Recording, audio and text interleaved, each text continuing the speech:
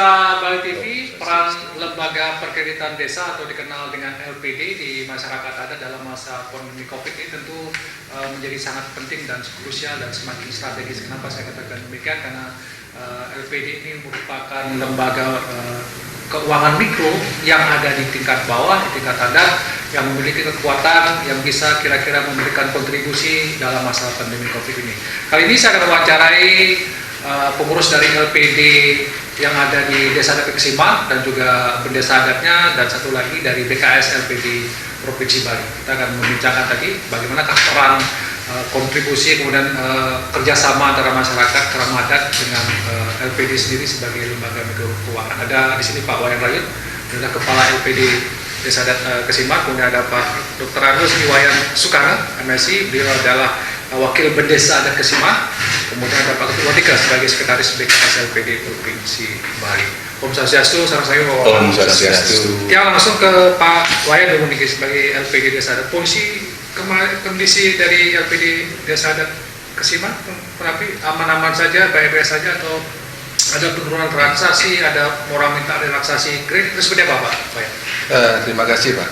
Jadi dalam kondisi COVID ini, karena kami di Kesiman adalah satu desa adat, ada 3 desa dinas, ada 31 banjar, kurang lebih kakaknya sekitar 5.000 kakak.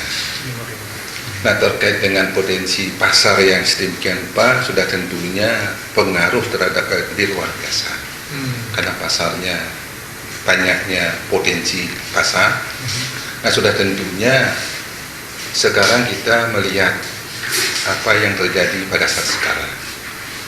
Dalam masa COVID ini sudah tentunya kami di Kesiman ada beberapa kebijakan untuk menanggulangi persoalan-persoalan yang terjadi di dalam masyarakat itu sendiri.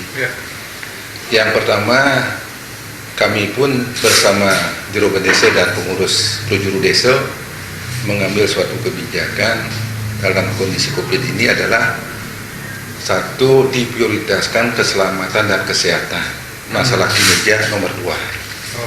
Nah, sehingga hal itu supaya nanti membawa dampak positif terhadap perkembangan LPD itu sendiri.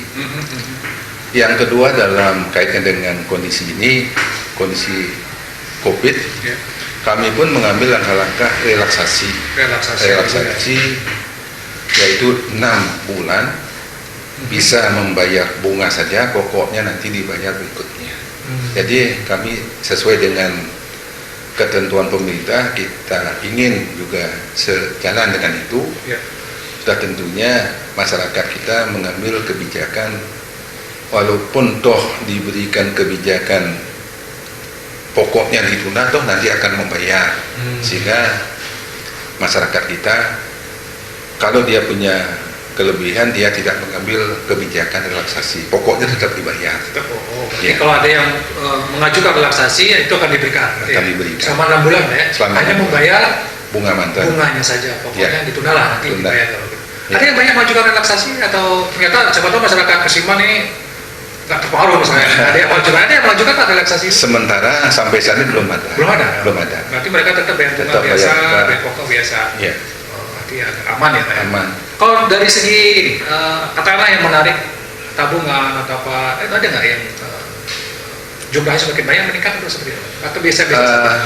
Dalam kondisi ini sudah tentunya khususnya deposito, terjadi peningkatan. Terjadi peningkatan. Yang mencairkan depositonya gitu ya? Ya, jadi tabungan deposito artinya ada peningkatan penambahan nominal. Mereka malah deposito? Nambah. Tabungan mungkin sementara ini tetap ada yang menarik, ada yang nabung. Jadinya normal-normal saja. Dan likuiditasnya tetap terjaga ya Pak? Likuiditas kita luar biasa. Luar biasa ya.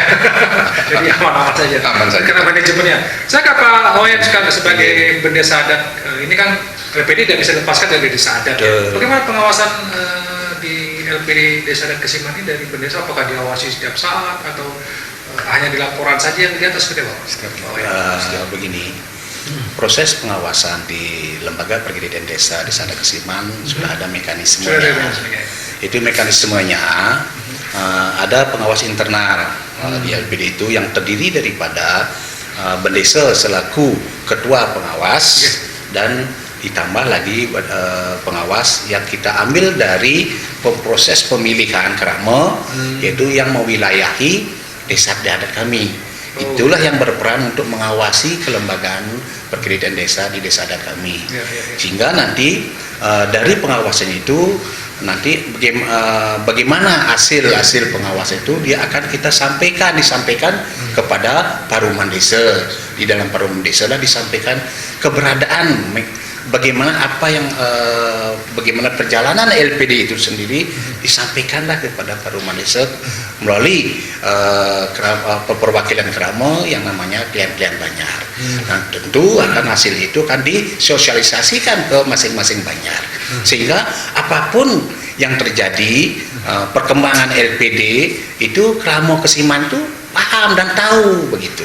Jadi ada informasi yang terus disampaikan tentang perkembangan LPD-nya gitu ya. Inge. Kalau Pak Wayan lihat selama masa COVID ini ada perubahan manajemen, tidak ada yang masuk informasinya dari pengurus LPD yang ditangkap juga oleh pengawas?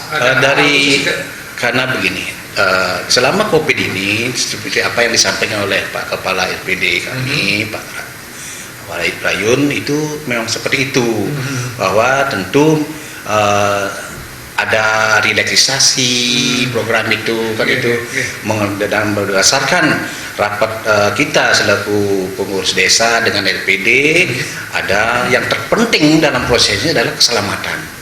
Itu penting adalah keselamatan kesehatan daripada baik itu dari personil karyawan kami LPD maupun masyarakat sendiri yang berinteraksi ke LPD sendiri, sehingga kita utamakan adalah kesehatan. Sehingga masalah kerja dari lembaga itu bisa bisa diatur melalui mekanisme tertentu, yaitu menerapkan protokol kesehatan. Salah satu contohnya mungkin nasabah datang, tempat duduknya diatur, di depan harus ada cuci tangan dan sebagainya itu sudah diterapkan. Sehingga hasilnya astungkara sudah maksimal, tidak mempengaruhi daripada dengan adanya COVID ini terjadi transaksi, terjadi yang di LPD terkait dengan LPD sesuai dengan apa yang disampaikan oleh Kepala LPD itu berjalan lancar. Oke.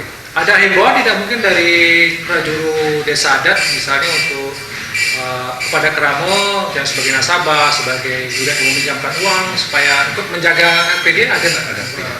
Nah begini, karena kita di Kesiman ini prosesnya dari awal selalu kita libatkan perwakilan Kramo yang dalam hal ini adalah klien Banjar. Ya, sehingga tidak dengan situasi COVID seperti ini tidak ada masalah karena informasi nyambung. Nah, termasuk sekarang situasi COVID ini kepercayaan masyarakat tidak berubah, justru ikut mereka menjaga keberadaan LPD itu sendiri.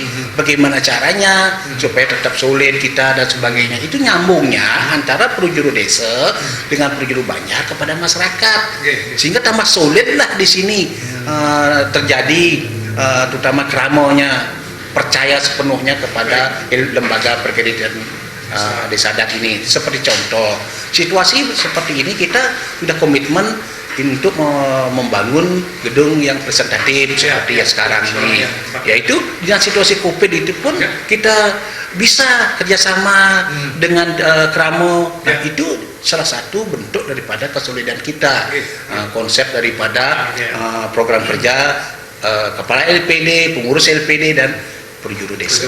Baik, saya ke Pak Wardika sebagai sekretaris PKS LPD Bali. Ini tentu punya semacam upaya-upaya juga untuk menjaga LPD di Bali, karena kan kalau tidak salah Pak Cendekiawan sebagai ketua pernah mengatakan hampir 24 triliun kalau tidak salah asetnya. Ini ada upaya-upaya khusus tidak bagaimana menjaga LPD dalam masa pandemi COVID ini?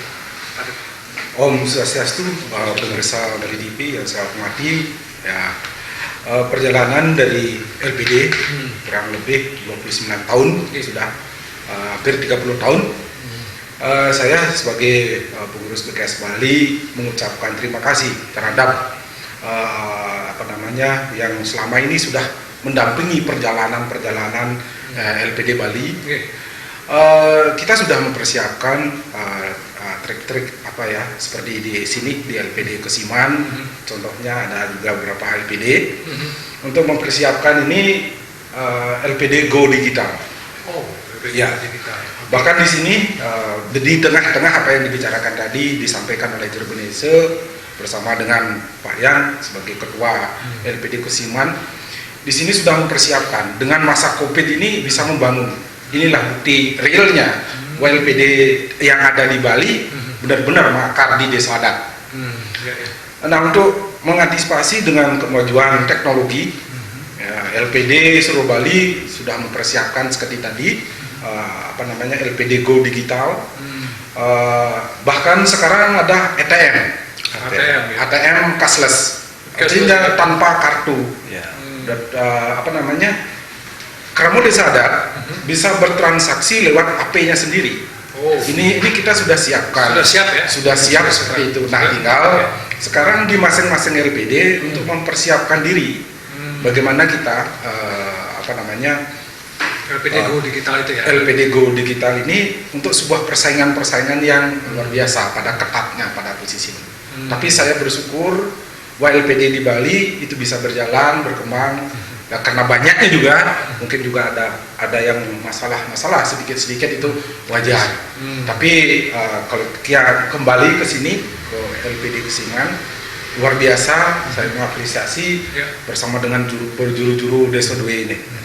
Sudah ada ini ya, sudah ada artinya ketika LPD ini dikelola dengan baik, dengan kejujuran, ada timbul trust, kepercayaan, dengan potensi pasar yang besar, ini bisa survive dengan ya Pak ya. Ini sebagai sebuah contoh. Go Digital ini juga hal yang baru. Oke, sebagai closing statement mungkin, siapa dulu Pak Wayan, apa yang mau disampaikan mungkin kepada masyarakat? Pemerintah juga mungkin ada perlu apa lagi yang perlu di dalam masa pandemi COVID ini untuk LPD? Terima kasih Pak. Jadi dalam masa COVID ini dikaitkan dengan era global, persaingan tidak bisa dielakkan. Sehingga untuk nanti bisa terwujud adanya kontinuitas daripada LPD ke depan, diperlukan adanya ATM LPD. ATM LPD ya. Karena ATM LPD ini ada satu keuntungan untuk nantinya bisa mengurangi penyebaran COVID.